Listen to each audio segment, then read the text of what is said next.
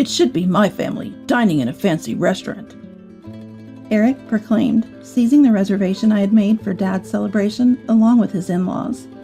Further, he haughtily, "A single-father household like yours isn't meant for fancy restaurants. Stick to cheap pubs," he said. Despite numerous grievances, I decided to present Eric with a dose of reality. "You realize this is my brother's place, right?"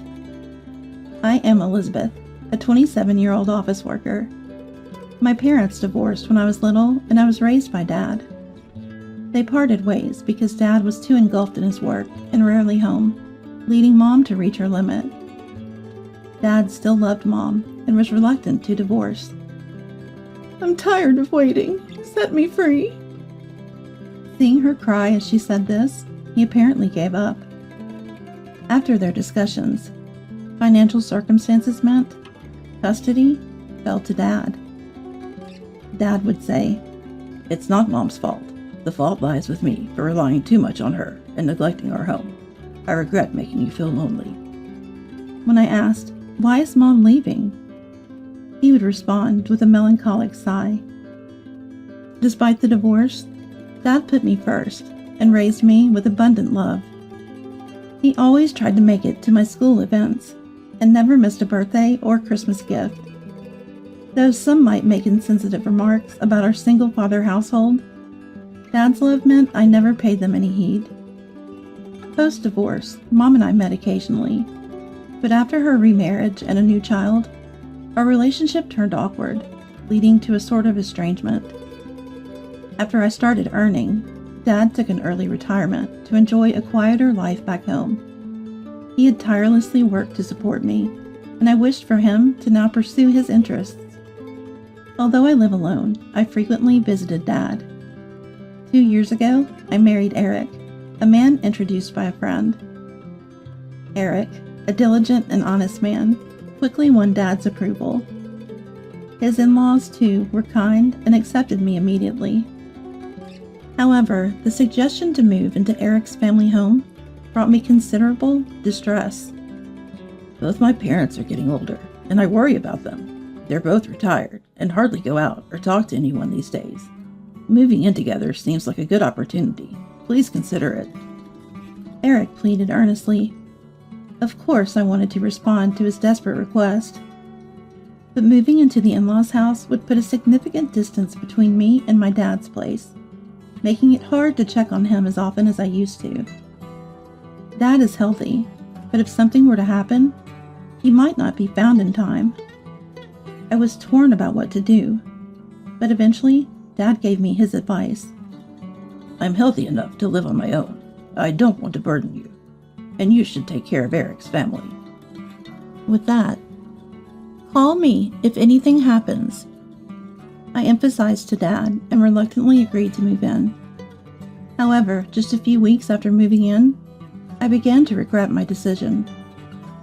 Eric and his parents, whom I thought were kind, drastically changed their behavior towards me. They started treating me like a servant, leaving all the household chores, cooking, laundry, and cleaning solely to me, while Eric and his parents did nothing. I asked Eric to help.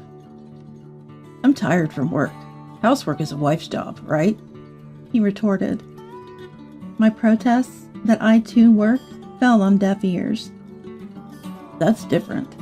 You married me, so you should be devoted to me and my parents," Eric would dismissively say. Coming home tired from work, only to face an endless list of chores, was overwhelming. Not just the chores, but Eric's mother, Mary, relentlessly tormented me. She'd purposefully spill food to dirty the floor, or complain about the slightest speck of dust. "This spot is dirty, you know." She orders me to clean after telling me this.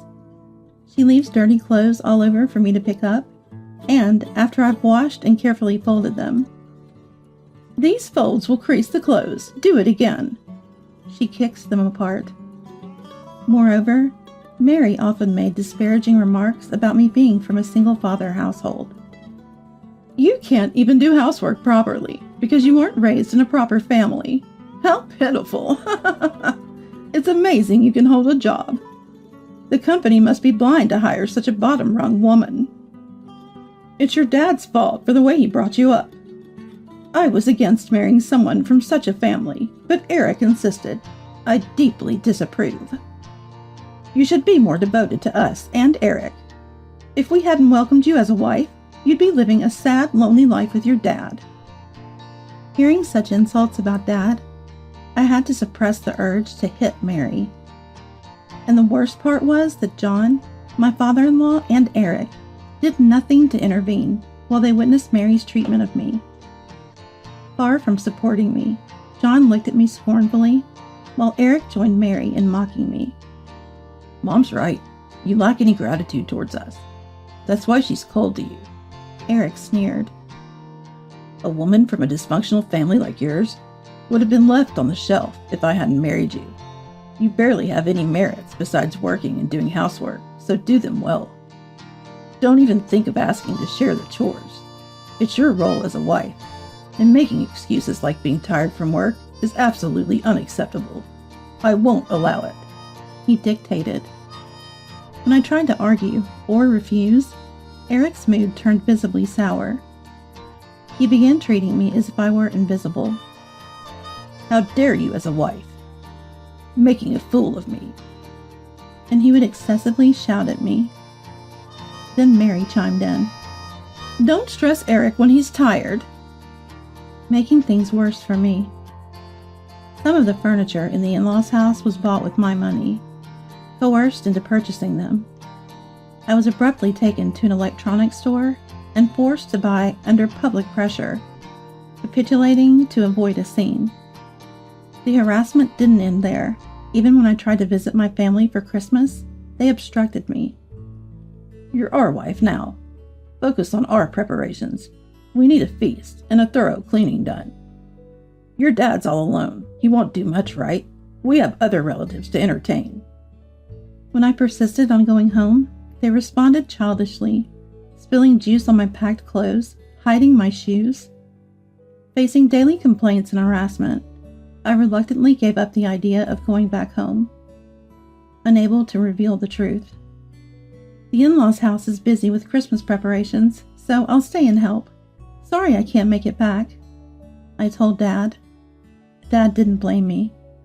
"Then it can't be helped," he gracefully accepted. Rather, "Don't worry about it. It's busier there with more people. I can manage fine alone here, so be at ease," he comforted me. Eric's ongoing tyranny made me seriously contemplate divorce.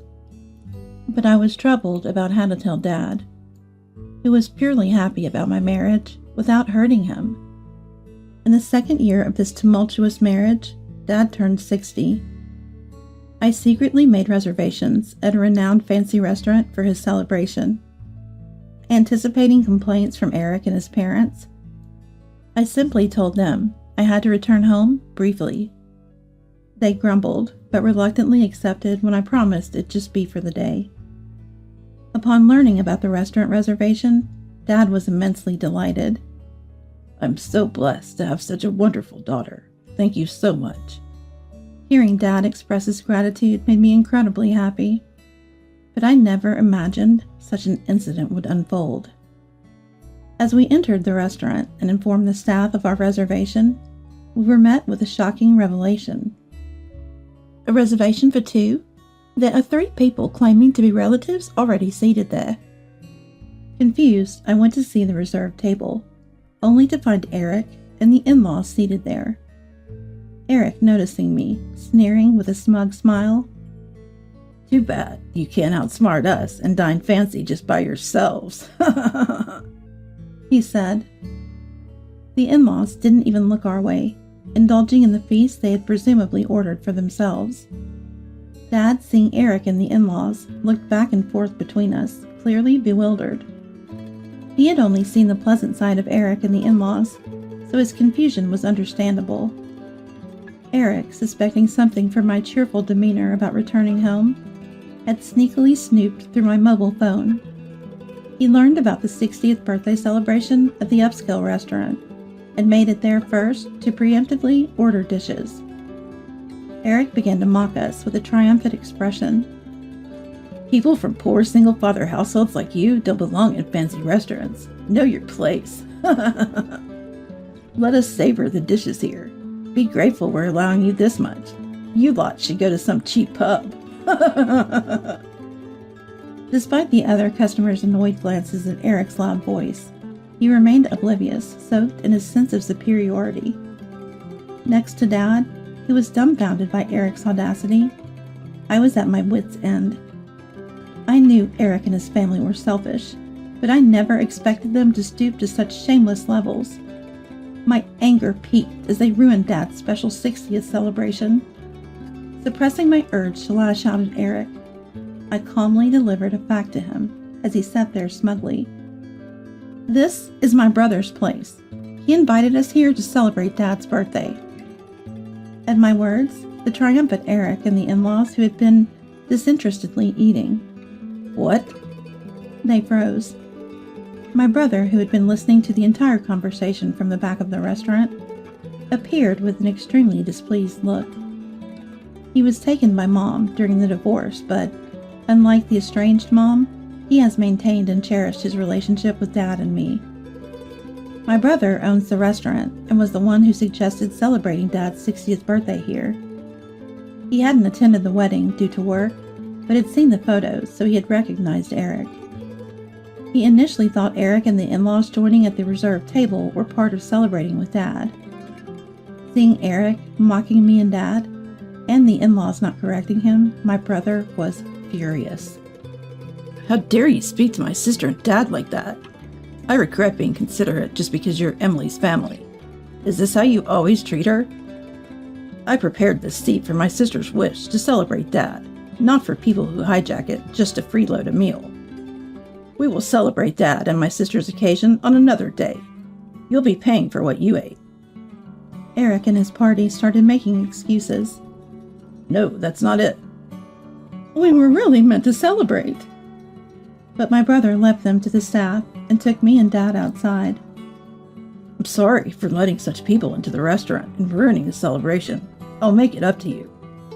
He apologized to us. On the way home, I explained to Dad all the mistreatment from Eric and the in-laws.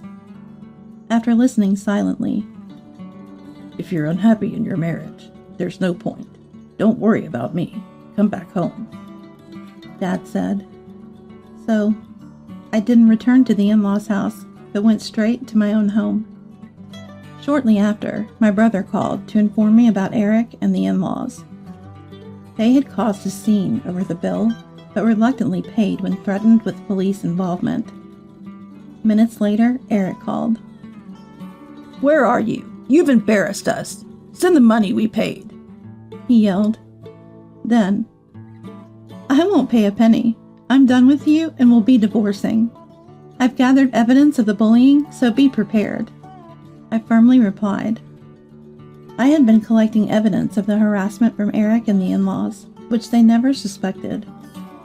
According to a lawyer I consulted, the forced purchases and other financial exploitations were enough to prove psychological abuse.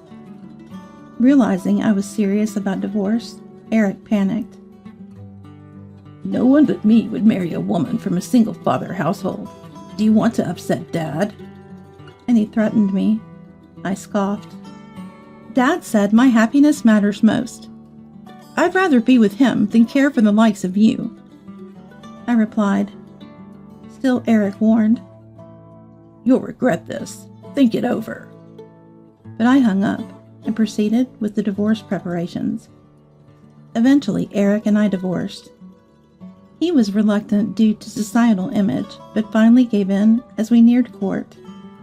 I secured substantial evidence of psychological abuse, which ensured I received a fair settlement in the divorce. Additionally, during the property distribution, I took the furniture I had purchased for the in-laws' house, having the legal right as the buyer. The in-laws tried to complain, but my lawyer simply stated, "The purchaser naturally has the right of possession," leaving them defeated. A few months after returning to my parents' home, Eric reached out wanting to reconcile. Apparently, on the day that triggered our divorce at the restaurant, Eric's boss and colleagues were there for a work celebration. They heard everything he said to me and Dad. Eric's boss, who had struggled growing up in a single-parent home, was disappointed in Eric's disparaging remarks about single-father households. Eric, once a promising employee, lost his standing and any chance of advancement. Moreover, his colleagues had spread the story, and he was now regarded with contempt at work as the psychological abuse guy. Problems didn't stop at the company. The in-laws' house became chaotic too. Before our divorce, Eric and the in-laws had offloaded all household chores on me. And post-divorce, the in-laws, entrenched in laziness, bickered over who should do the chores. Eric was being pressured by the in-laws to buy new furniture to replace what I took, and to contribute more financially. I was wrong, Elizabeth. I took advantage of your kindness too much. I've truly reflected and want to start over. Eric pleaded for reconciliation, but my feelings had cooled significantly. He likely faced more pressure to do chores at the in-laws' house, and wanted me back to resume my role as a housekeeper. Perhaps he was also trying to offload some of the financial demands from the in-laws onto me, so I firmly rejected his proposal. No way. I wouldn't get back with you, even if you paid me. I can see you changing back and exploiting me again once we're married. I was foolish not to divorce you sooner without worrying about Dad. Then perhaps Dad's 60th wouldn't have been ruined. We're divorced now, strangers.